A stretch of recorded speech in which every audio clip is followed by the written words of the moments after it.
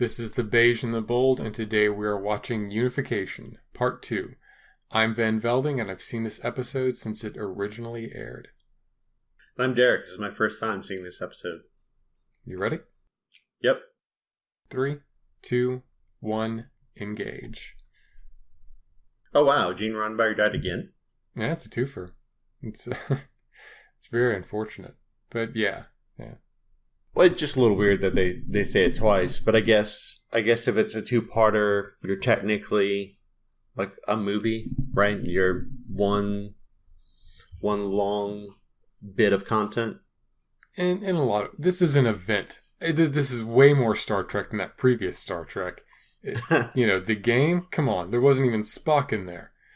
And much less a Sarek. Oh yeah, there was a Sarek in there. My bad. But it was just a Sarek. Sarek is on the same level as Wesley. We're getting the recap here. It's throwing me off. I was wondering when we were watching this, like, should we say something about and click the recap button? Because I mean, we've talked about this before already, and it's hard. I don't know if maybe we need to decide what we do with a recap, right? We get to Kavada's ear fetish, which I think is the only scene in the original series that established that Data and Picard were going to dress like Romulans and get out of the Romulan planet. And I think that's it's interesting to see if when people write these shows, like, okay, it's going to be a two-parter, we need a recap.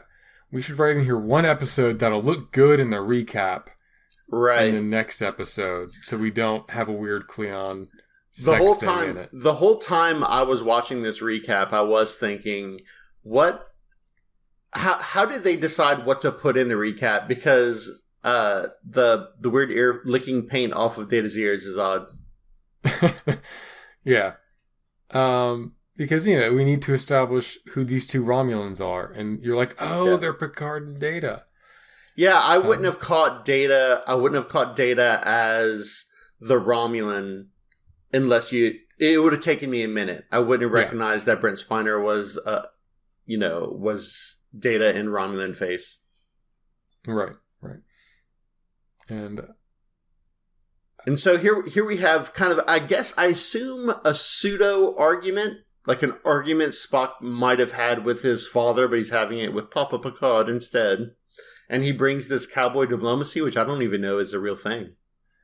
I don't think it's a common turn of phrase. I think it's just the thing where they're like, oh, back in your day, you guys almost never obeyed the rules and you did a whole wild thing. And Spock is like, Space Seed is about this.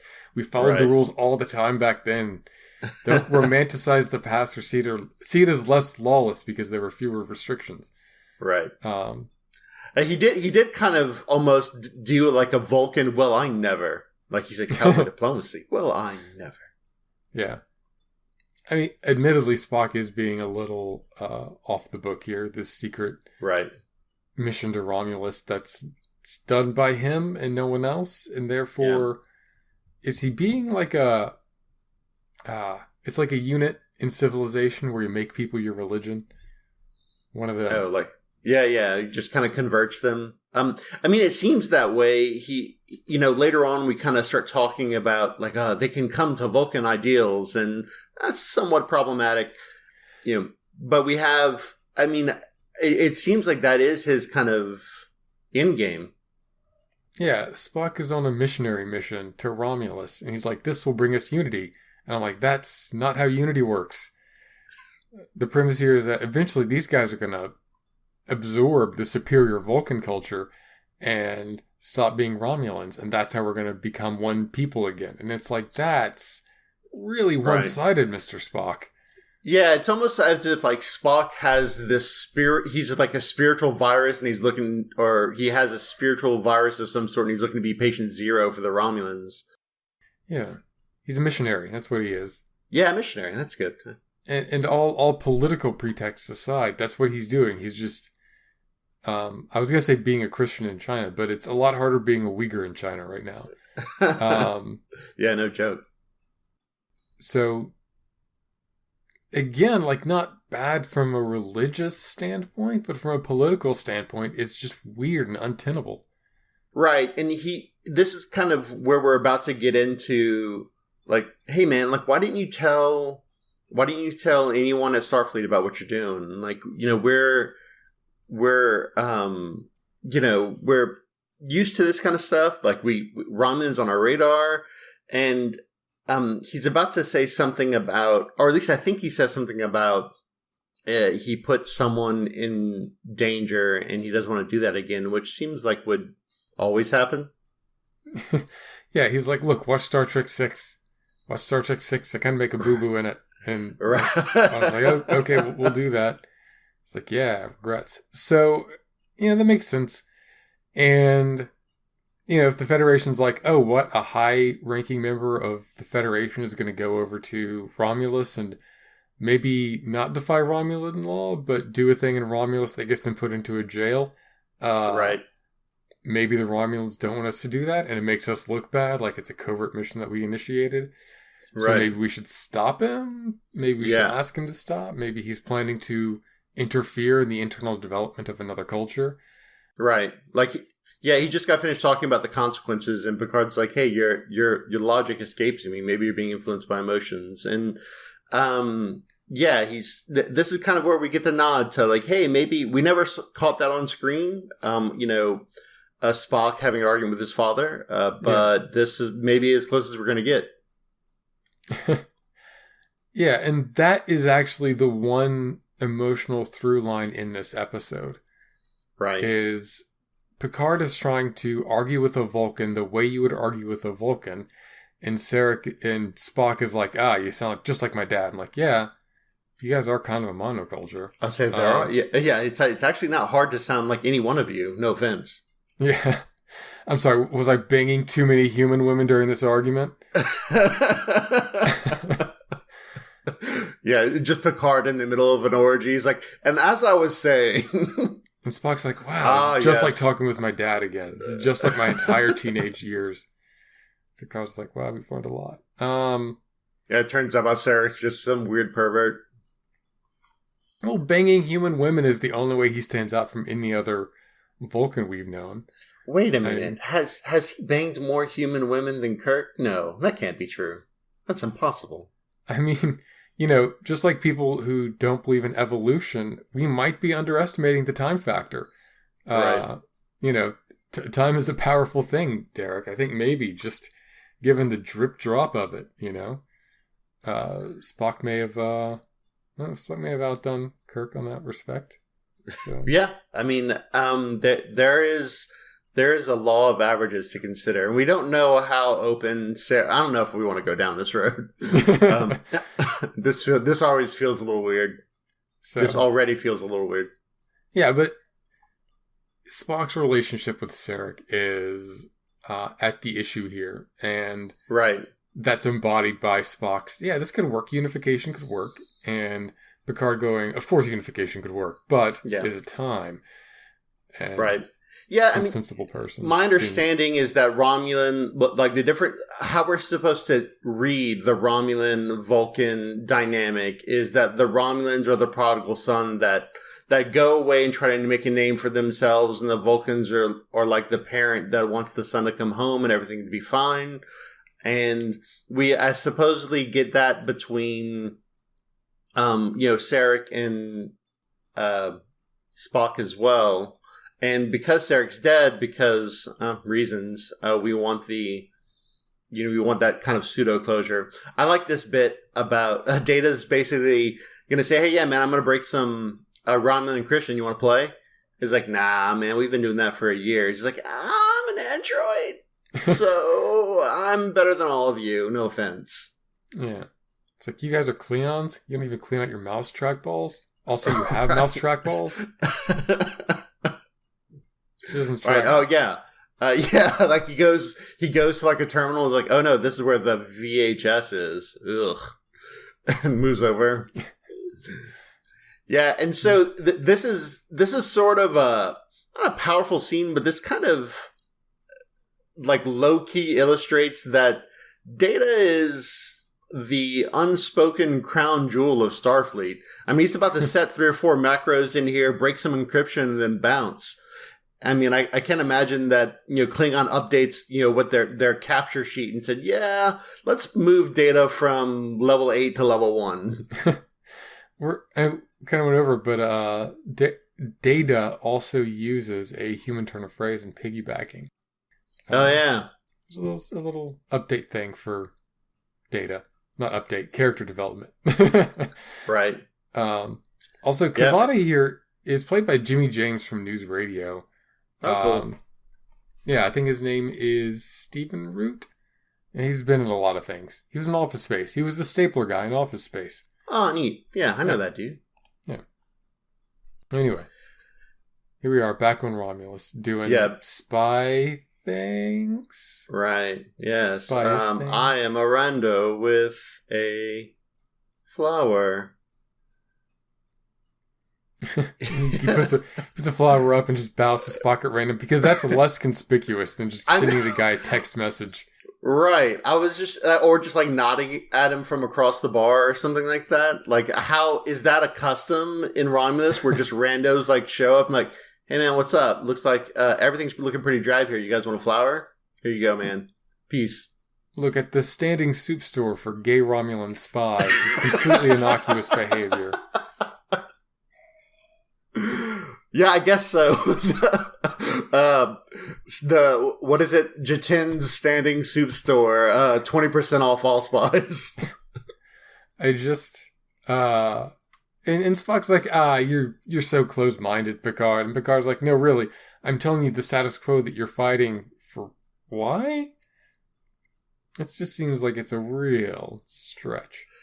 Right, and we assume because we like Spock that Spock is fighting for something good. Then when you kind of break that down, he's fighting for Vulcans to be Romulans to be more like Vulcans. You're like, well, can't they be their own thing? Like, I get it if it's like, hey, look, we want to, we'd like to curb their warlike nature. Yeah, okay, cool. Let's get some peace happening on Romulus.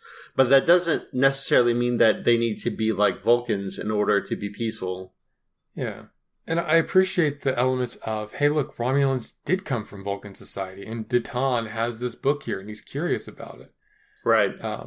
And that seems like one of the authentic moments of this episode that I enjoy. Right. We don't ever get anything. I mean, we get a little bit, but I mean, this dude, this little kid, I expect either to die or to, or to betray them. One of the two. I mean, he just seems like that's what they're building up towards.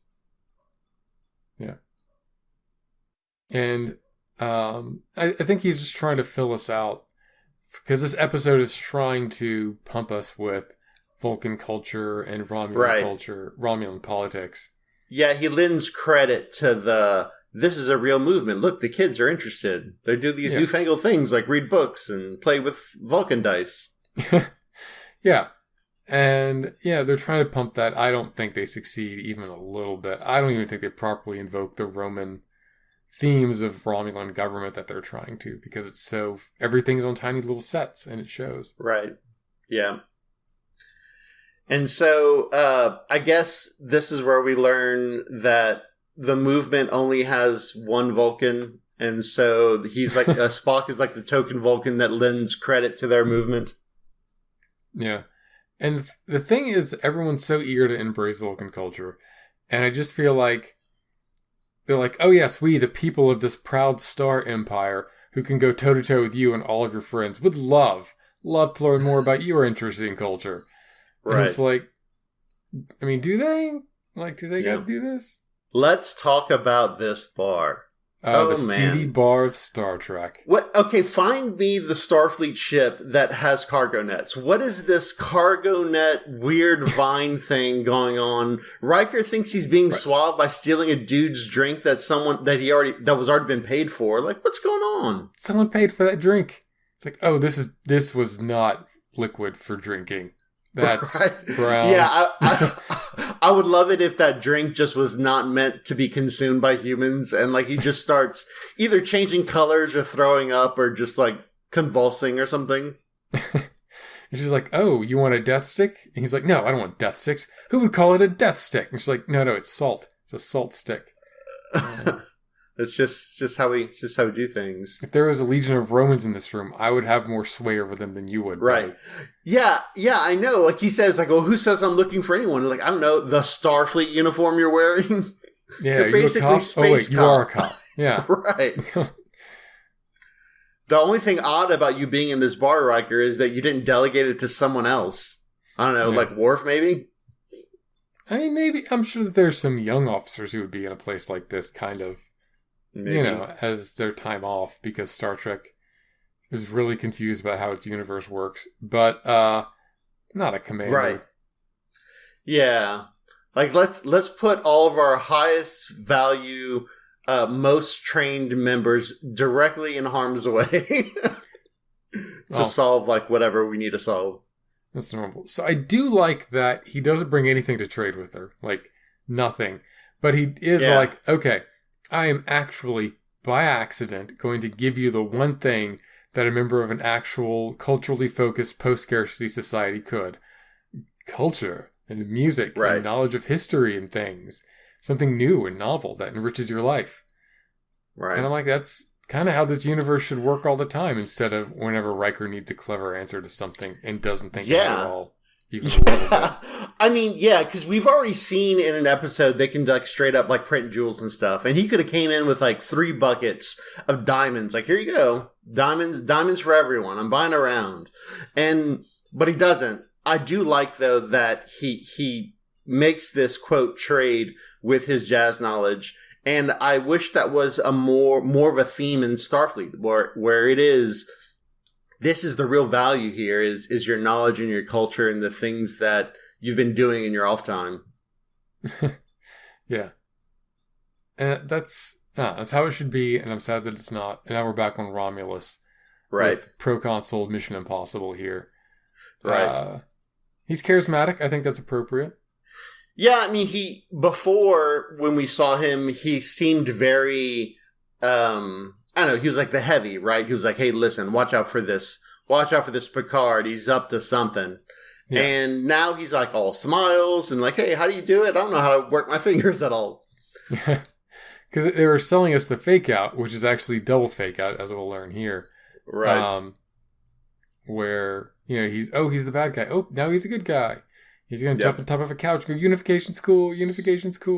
Right. Yeah, and that's the weird. Like, he's like, hello, fellow Vulcans. Jolan, what are the kids saying in the Rebel? Jolan True? Is that yeah. I'm Jolan True, just like everyone.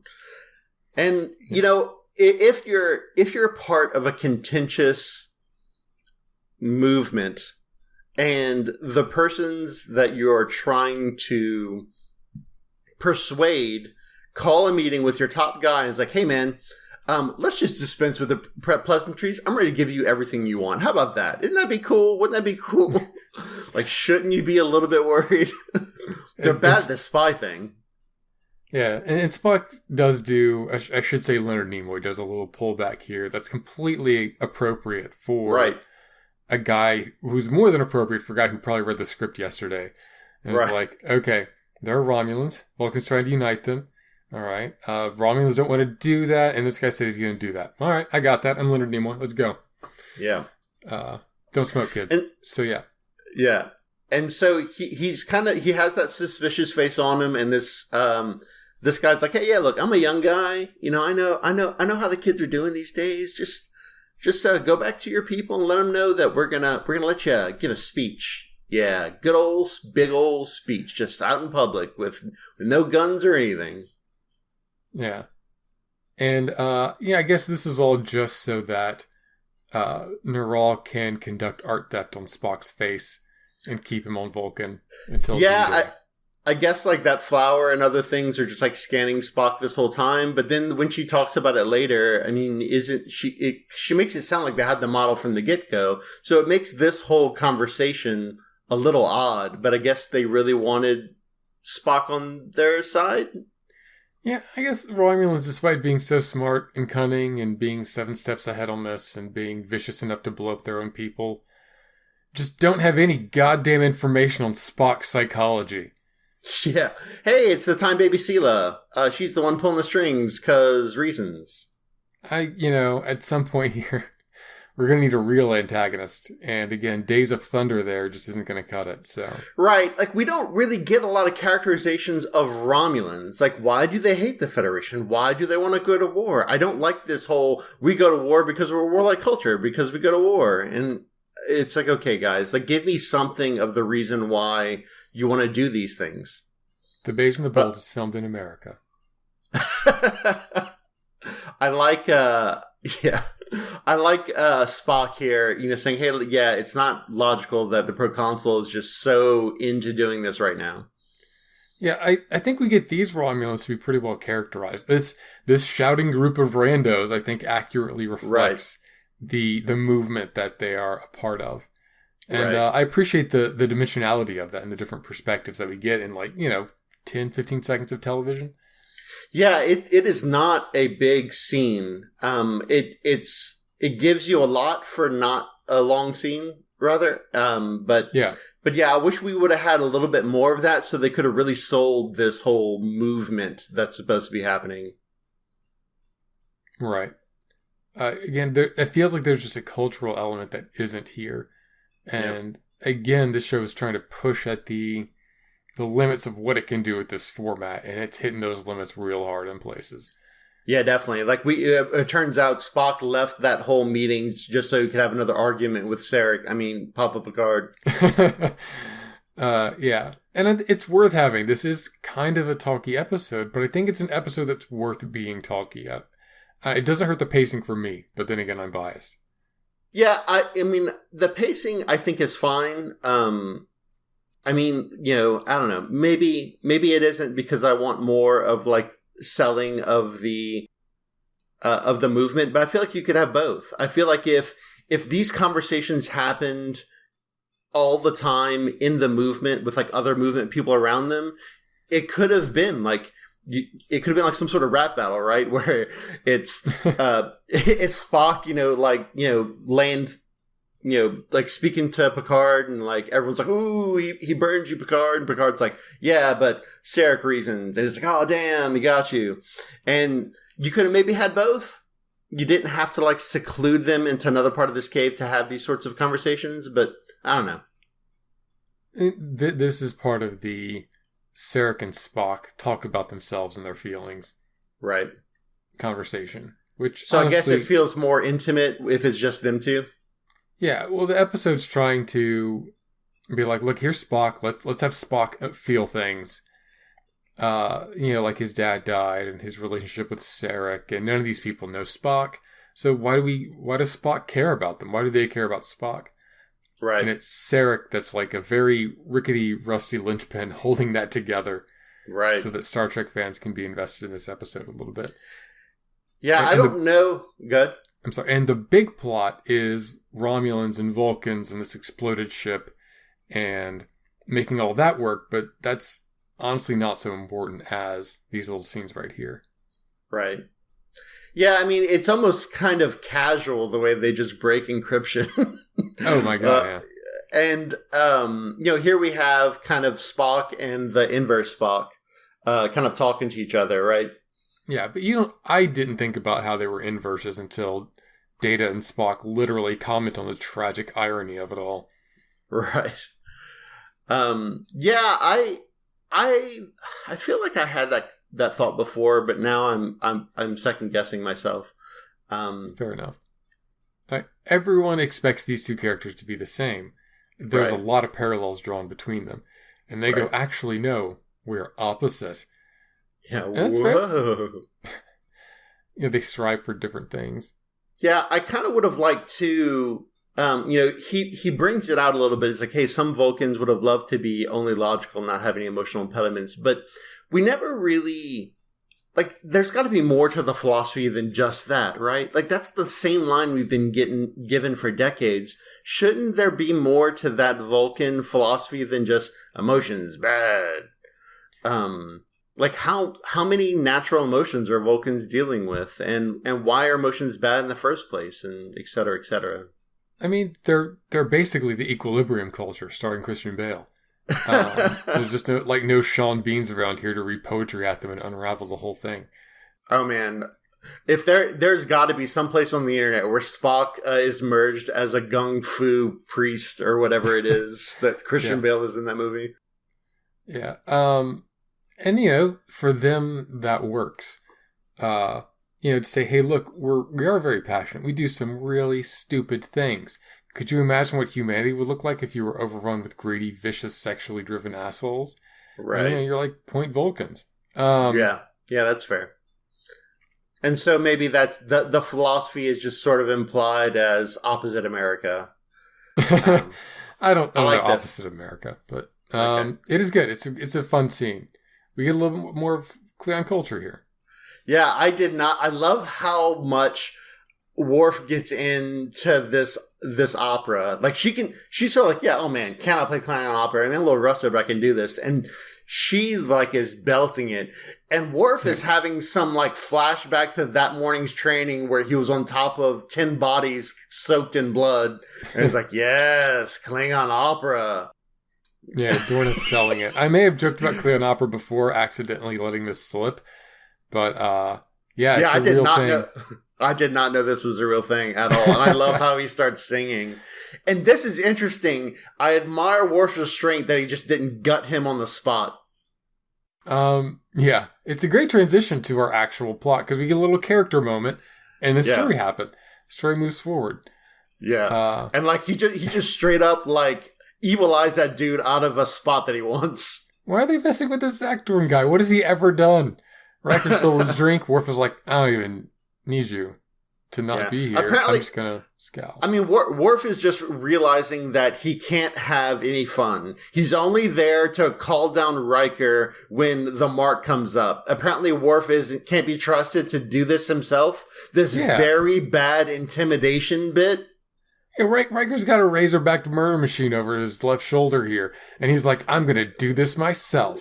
Right. Like, this is so good. Like, this would have been so much cooler if Worf did it. And I don't understand why you had to station Worf only to call Riker to do this. And Riker doesn't even do it well. He doesn't. Like, he's about to... Well, actually, we got to talk about how this Ferengi gets the best line of the freaking episode. Yeah. Because, like, he's our bad guy. And yet somehow he gets the... I don't know. Yeah, this... Hypothetically speaking? How do you give... Like, you gotta know that's a good line. I never learned how to speak hypothetical. Like, how do you give that line to him? And then Riker doesn't even flip the table here. He just kind of shoves his food off, and that's supposed to... did we know this dude's a clean freak? And that's why he's going to give him information in public, no less? I mean, it would have been more cruel to let him finish his seedy barfish. Right. But, like, Riker shoves it into the guy's lap. He's like, what are you doing? Did you learn interrogation techniques from some kind of Alaskan junior high? And Riker's like, yeah, I did, actually.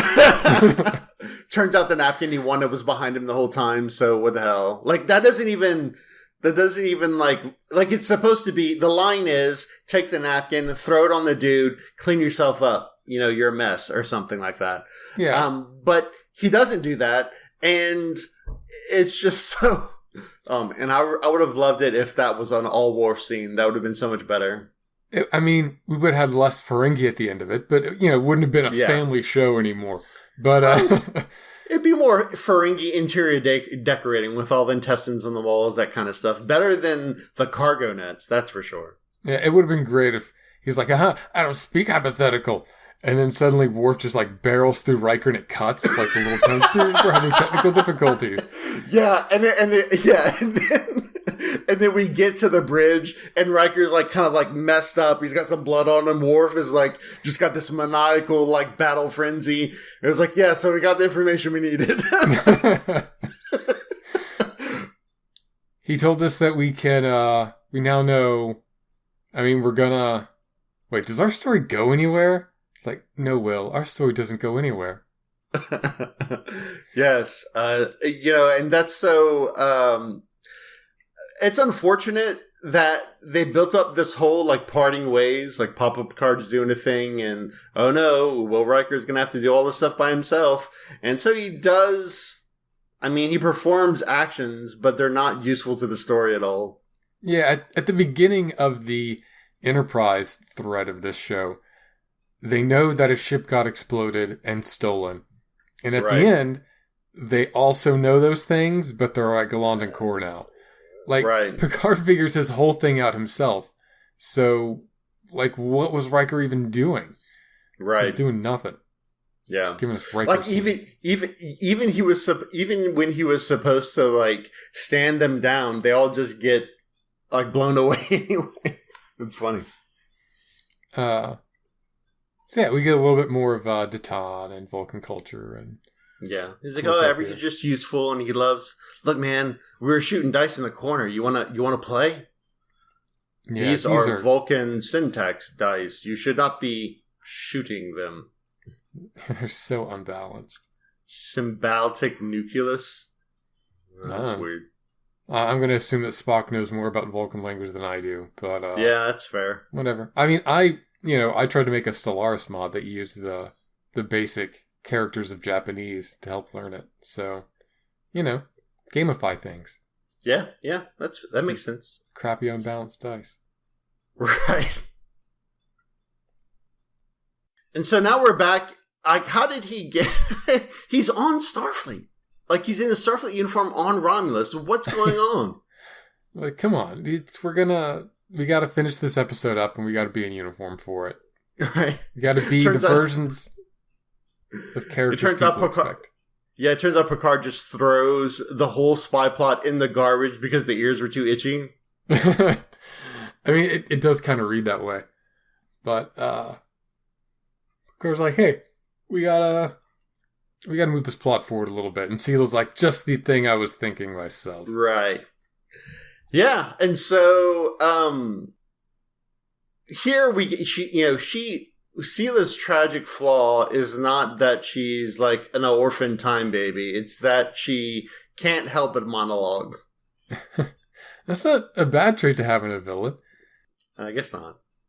Yeah, the thing is that after her surprise about being Tasha Yar's daughter, like there's nothing really exceptional about her anymore. She's just doing these things. Yeah, and we don't even really know why she's doing it other than Starfleet bad. And I like this, where it's like, Spock, we've been friends for 80 years. And it's like, nah, you definitely betrayed us. And it's like, okay, well, what the hell, man? Like, how does... Like, he's like, this is my plan. This is what I'll do. I'll wait. Good. Your contributions have been noted and appreciated. Here are 20 bird bucks. He's like, are those like Imperial credits? No, they're worth less.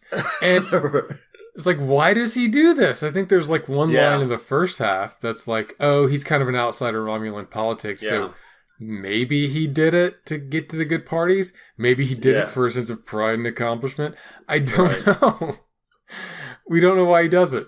He still has a political career of being like an outsider and a man of the people, and he throws all that away to question mark? Like to betray Spock for reasons? I don't know. And Spock is like, we've been friends for 8 years. And I am like, I'm sorry, did you say 8 years? 800 years? Because it means the same to me as a viewer. Right. It means you've just told me. You haven't shown me anything. Yeah, right. Exactly. I'm not shocked by this.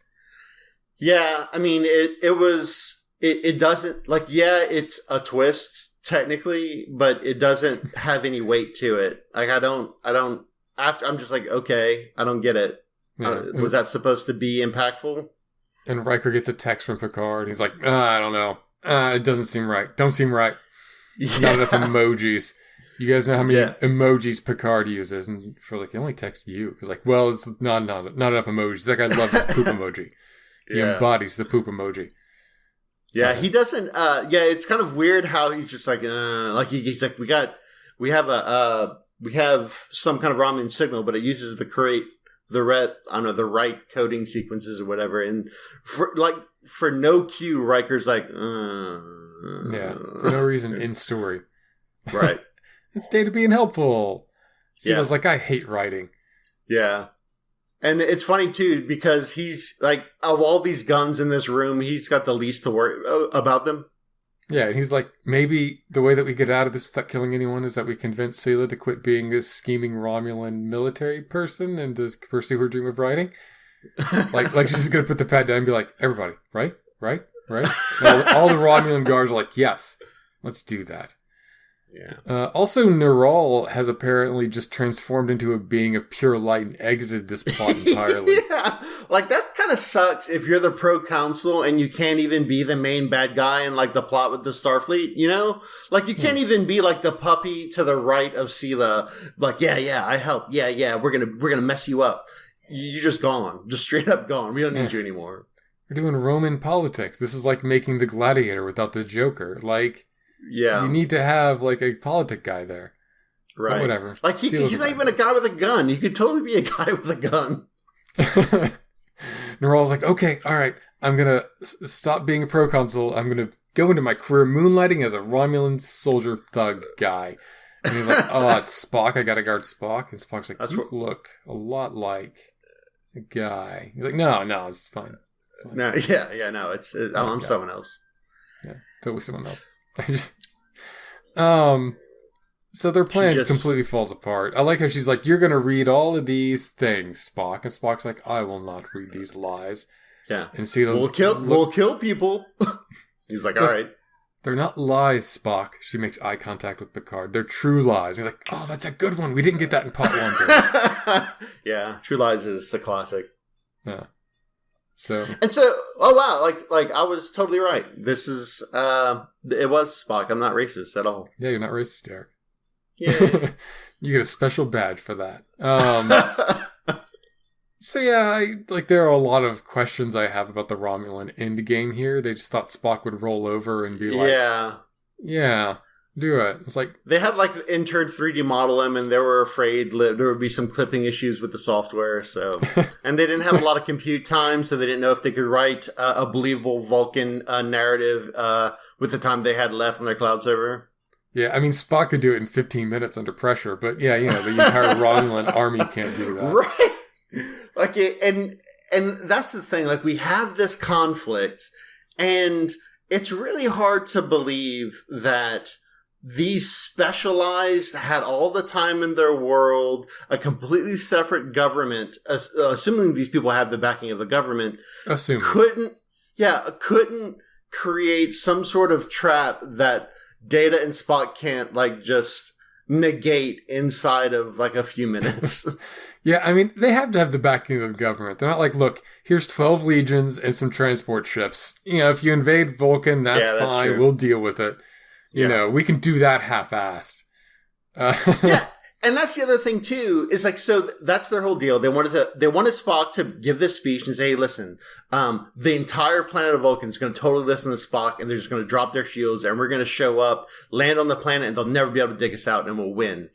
And really, like, can Spock even do that? I mean, I get that he's an ambassador, but I mean, I don't really see any reason why Vulcan's like, yeah, I don't know, man. I think we can keep our shields up.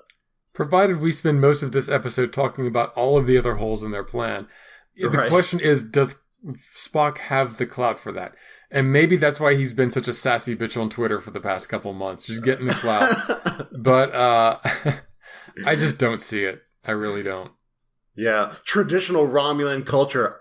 Eye roll emoji. Yeah. This is a clever plan, though. Like, I hammer this episode, but it's a clever plan. They really did get Riker's hair messed up. I like that. I like that they went that far.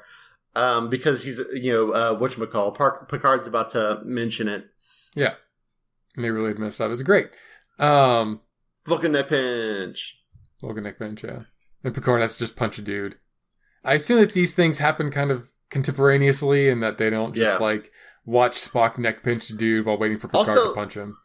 Also, Sela, straight up, believed the pacifist that she was gonna get shot. Like, come on, man, call his bluff. Yeah, you apparently don't know anything else about Spock. You should just totally believe he wouldn't shoot. It would be great if she tried the speech. It's like, you're a pacifist, and she gets shot. And you're like, oh. I'm a pacifist with an asterisk. Pacifist with a gun. Also true. Yeah. So, yeah. Yeah, go ahead. They were going to land troops on Vulcan and just be like, once we're dug in, then you'll have to, dig us out again.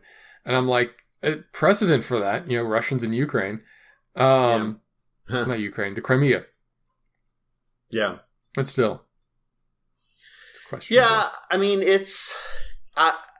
I mean, we're talking about a whole planet, and I just don't. It's like, okay, they're dug into random Vulcan City 1. All good Vulcans. The logical thing to do is evacuate so we can nuke them from orbit. All right, cool.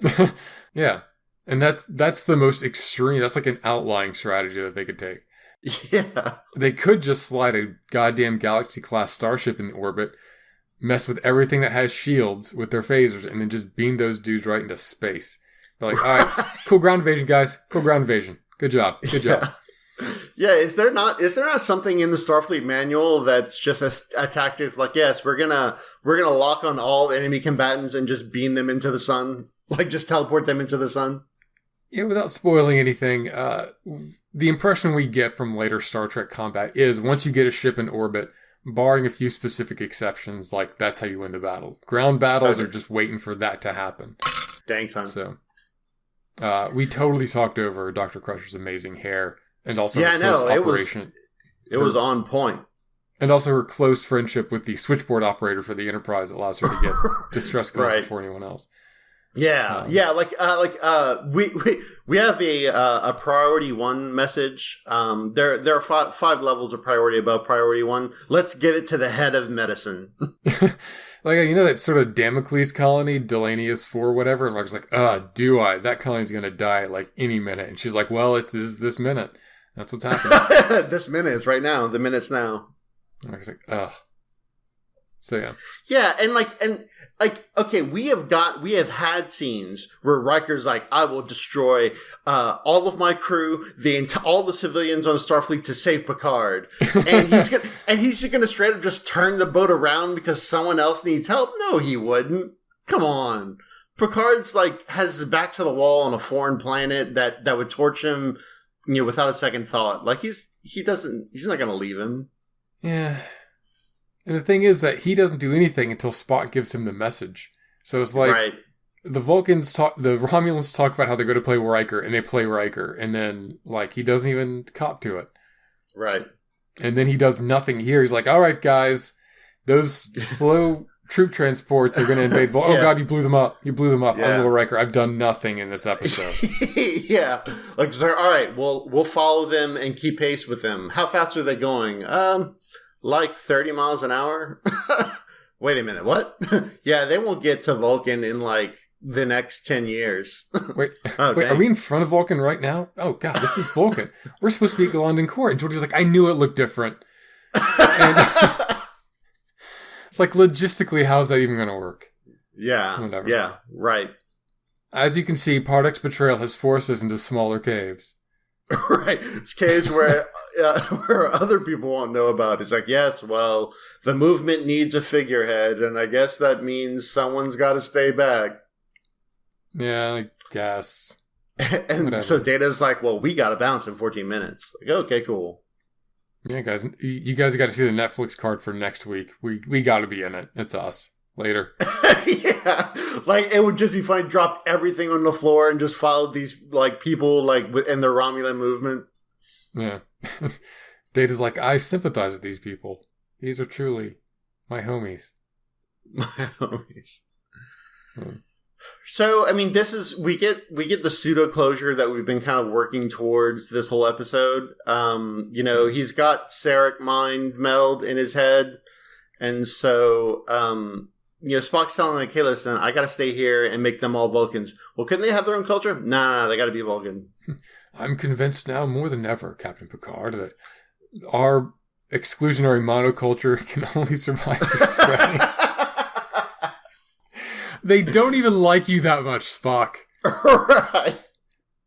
But let's mind meld and get all this series over with 2 acting faces. Yeah. And he puts his hand to like Picard's face. He's like, hold up 1 second.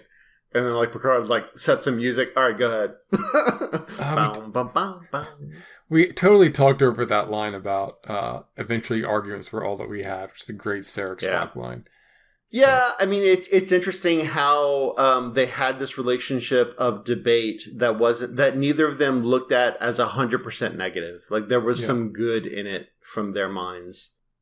And I thought I remember Spock, when he's about to do space magic, being a little bit more hesitant, but I guess not. I mean, at this point, he's done melded with the entire original series crew. Oh, wow, yeah. He's trying to, put the entire lifetime of emotions into that face, and he's doing pretty good at it, considering. Yeah. He's like, yes, I am your papa. I imagine that Picard has a lot of opinions on alcohol now. He's like, I have Scotty and Kirk and Bones in here, man. You would not believe. Is that Chekhov? Oh, wow. Okay. Wow, these people, did they even have livers in that century? Right. Anyway. Why are they're drinking again? What did they even do? Spock, how did you live? Anyway. Yeah. Unification. Part 2. Final thoughts. So I felt as if this had a lot of holes. It's almost as if our main plot's really the B plot, and the B plot of Spock getting kind of closure with Sarek is really the A plot. Just on how much kind of crafting through the narrative we get. They just don't. They had that whole Will Riker. I don't know what you call that. Not so much a plot, but just that narrative, and that real Riker sequence of events. Yeah, exactly. And they didn't do anything with it. That could have been something else entirely. And so you kind of get the impression that maybe this was had a lot of time conflicts or time constraints, and maybe they just couldn't give it the quality they wanted to. But there's some good bits here. All right. Next week, we are going to be watching A Matter of Time. Right. So Netflix gives us a picture of Beverly Crusher, and she looks like she's talking to Christopher Lloyd, I want to say, but he's in profile. So I believe that's Matt Brewer. You probably know who he is. The Lawnmower Man. Yeah, I think I know who he is. And this is what we get from Netflix by way of summary. Reaching Panthera 4 after an asteroid wreaks havoc of catastrophic proportions, the Enterprise crew deals with trying to save the planet. Okay. I have a feeling that's not going to be what's happens. That's not going to be what the Enterprise crew is dealing with. Well, that's just standard. They do that every week, Derek. Yeah, I know. Planet's screwed, Enterprise shows up, saves it, done. Yeah, and so that's usually 3 or 4 lines of the whole episode is while something completely other is going on. Yeah, we'll see you next week. And until then, remember Rand. I'll make this short because no one likes credits. Star Trek is property of CBS Television Studios and Paramount Pictures. We are watching Star Trek on Netflix. We are talking over Discord, and we are recording and editing on Audacity. The Beige and The Bold is hosted on Anchor and can be found on most podcasting platforms. I would also like to thank our senior officer Patreons for supporting The Beige and The Bold. They also make video editions of this podcast and remasters of old episodes possible. So thank you to Tracker by Moonlight and Miss Jess. If you have any questions or concerns about the show, please contact me at vanvelding@gmail.com or on Twitter @vanvelding. Thank you, and remember Rand.